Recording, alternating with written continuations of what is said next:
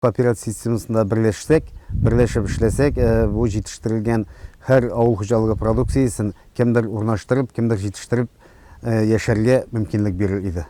Кереме дә күбрәк, җитештерү күләме дә артачак. Кооперацияләргә берләшү шул якта нәтиҗәле ди белгечләр.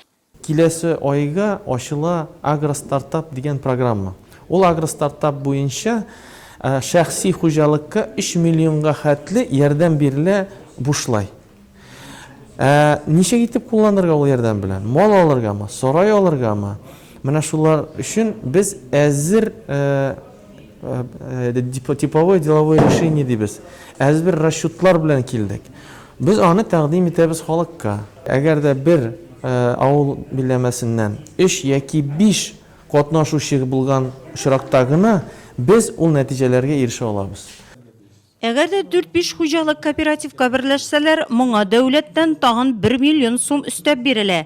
Анысы кирәкле техника алу өчен. Үзәк белгечләренең мәгълүматлары яңа гына оешкан кооперативлар өчен дә бик файдалы булды. Нурлат районында бүгенге көнгә алар 6.